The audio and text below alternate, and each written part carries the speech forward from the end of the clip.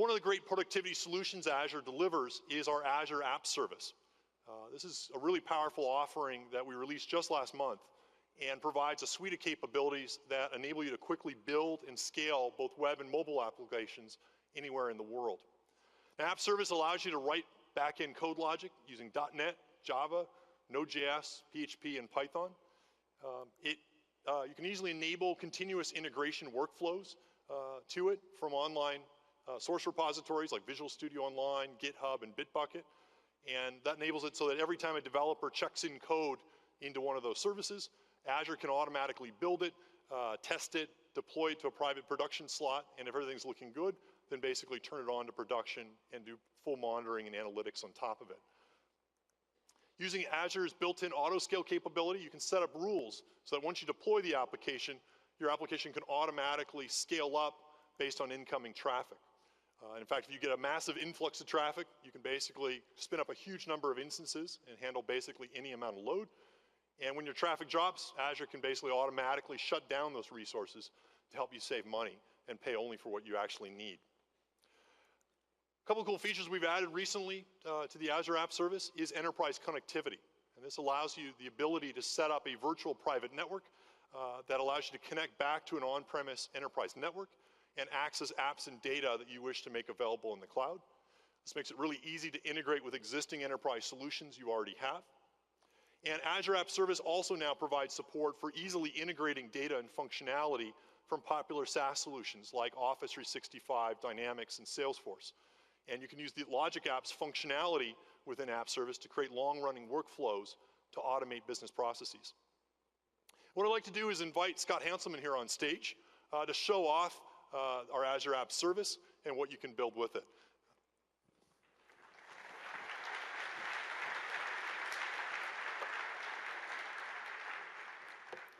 Hi, friends. You know, we're really excited about the maker movement and things like Raspberry Pis and 3D printers. You really should pick up one of these. These are great. And one of the applications that we brought here, the Fabricam application, is a maker space, and they sell things like PrinterBot 3D printers and Netduino Wi-Fis and things like that. But they also offer a service where I can go and upload a 3D print. I've got a 3D object here in 3D Builder that you can go and get up on the Windows Store. So I'm going to upload him into this application that is running in Azure App Service. When we bring him up and then hit upload, this modern application, there we go, you've actually got a little JavaScript 3JS there showing me the model. It's going to tell me where I can pick it up and when, and this is now going to go through a process. It's talking to a back-end order service, the one that we saw. And let's switch over into Visual Studio and see how we built that. Now, this is that ASP.NET 5 application using the .NET Core CLR and using modern techniques that is talking to the back end. This order details back end is running within the context of Azure, and we're using HTML5, CSS3, all the kinds of modern things that you'd expect, and we're actually bringing in Bower and NPM inside of Visual Studio. And because I'm a web developer, I want to use my web development skills to make other applications. So we also have the back end for the administrator. So when someone at the store gets that 3D print, we can click on the order.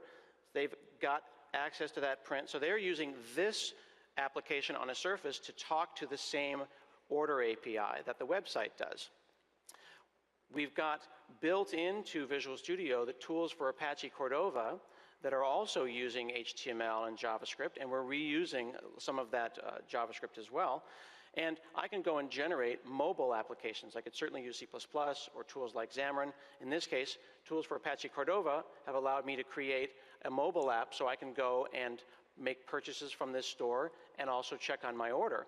You maybe have seen the Windows emulator that runs on Hyper-V that comes with Visual Studio, but you may not be familiar with the Android emulator. This is an Android emulator that comes with Visual Studio. You have this, and I can go and check on my order from that Android emulator running under Hyper-V at full speed, all part of the Apache Cordova tool in here. It also includes debugging and a really amazing experience for people making mobile applications on any platform.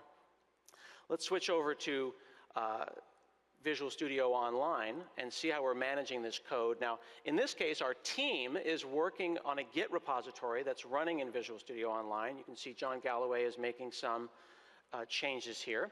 But not only are we doing source control within VSO, but we're also managing our backlog. So we can keep track of what's working and what's not working in this Kanban board. We've got full support for work items. But more interestingly to me is that workflow that the team is going through. We've got the build running in Visual Studio Online as well. So this ASP.NET 5 .NET Core CLR application is building in VSO and then deploying out to the applications in Azure App Service automatically. Now, if I switch over to Azure, I can see that application in the API host here. And when I've moved that into production, we can click within Azure itself and see the deployments here as well. So I can see a deployment that John put out on Sunday, click on that, and that integration with Visual Studio Online, I can see his commits, whether that build succeeded. So I check into Git, Visual Studio Online, runs the build, runs the tests, makes sure that everything is okay, sends it out into Azure. Once it's in Azure in production, I can also scale it. I can automatically scale it. Coming here on Scale By, I can set the number of instances and a target range of the CPU. So if the CPU goes above a certain amount, the application will scale. So I've got the full life cycle from Visual Studio all up through production. And now this application in production scaling, I'm going to want to get insights into what's going on. Now you would expect to have great web insights. We've got application insights showing us all sorts of details. We have dependency tracking all the way down to a single line of code. So from Visual Studio and Azure, you've got the best DevOps that allow teams to create both web and mobile apps. But with our recent integration of Hockey App, I've got the same deep insights for mobile applications. So inside, integrated into Azure, you can see here the mobile app, crashes, events, sessions by country. I can go all the way down to a single line of code. And here's actually the iOS version of this application. And I can go and see specifically what worked and what didn't, down to an exact line, in this case, of Swift code. So it's a 360-degree view of any platform, from the highest level all the way down to the lowest level, to a single line of code. So this is a lot to take in. Let's step back for a second and get an understanding about how this fits in. We've got web apps, we've got mobile applications. Those are talking to APIs in the back end. When I submitted my order, it went to this order API written in ASP.NET 5 and the Core CLR. Those API apps can be written by me, or they can be written by a third party or brought in from our marketplace. But a really interesting thing is this concept of logic applications, because there's business processes like when that order gets completed, I want to get notified as a customer about that. So let's take a look at what a logic application looks like. So let me switch over. Here we go. So this is an application here where we've got individual API apps.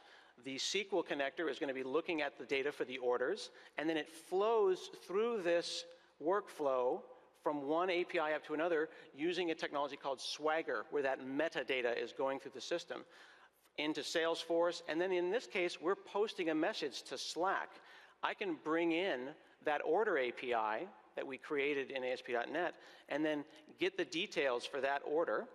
You see that that actually got populated using that Swagger details. And then it knows about previous things within this workflow. This is a reliable, durable workflow in the cloud. And now I can click on Twilio and bring in the Twilio connector and then send a message to let me know when this order is completed. So here I can access any aspects of what is flowing through the system. In this case, I'll look at the phone number, and we will have the from number, the to number, and then under text here, we're going to have hi, person, Salesforce, first name, your order is ready. This is the kind of common business process that you don't necessarily want to write in code because it changes a lot. And this is all happening in the cloud in this business orchestration service called Logic Apps. And you can integrate this with any existing application running on any language, not just .NET, Node, Python, anything that can create a Swagger application can do this. Now, I think this is pretty amazing, but I feel like perhaps I haven't sufficiently blown your mind, and I promised a number of people that I would do that. So let's take a moment and then switch over to our Macintosh here. Now on this Mac, you can see that I can load up Visual Studio Online, I can manage my code, and write my cross-platform .NET applications. And I can do that using any one of the many editors that one would use in a Mac, like Emacs, Sublime, and things like that. But inevitably, I find myself going into Spotlight on a Mac and just wishing that there was a member of the Visual Studio family that I could somehow run. And now there is.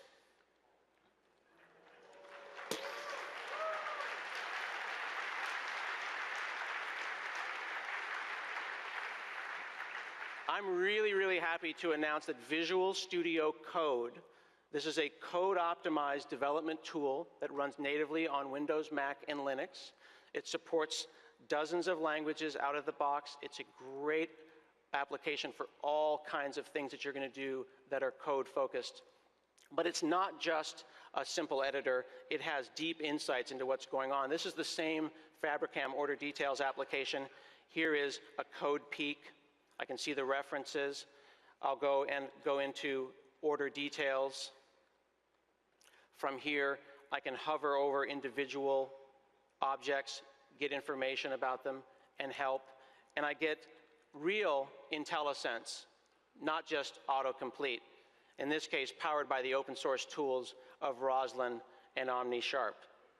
So this is pretty freaking amazing. I can also do things like this. We'll bring in a little refactoring here, make a change, save this, and I've got Git and diffs, and I can push it to Visual Studio Online, where it will then run through the process, be built, tested, deployed, and scaled to Azure, which is pretty fantastic. Visual Studio Code, but this is still not really blowing my mind. I feel I could do even better. So why don't we take a moment and switch over to Ubuntu.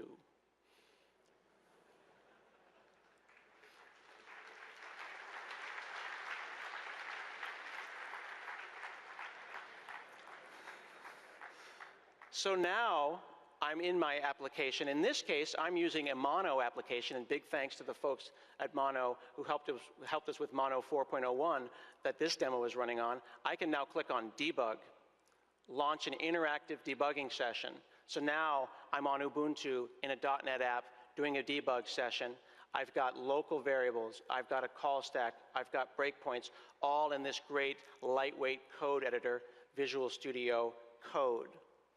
This, I think, makes the point that Visual Studio is now a family of tools for every developer, and Azure is the cloud backend for everyone. And I just got a text message on my band that my 3D print is being delivered. Oh, how nice. There you go. Thank you. Now that's great. Now my Scott Goo action figure has a friend. So, woo-hoo-hoo. Thank you, sir.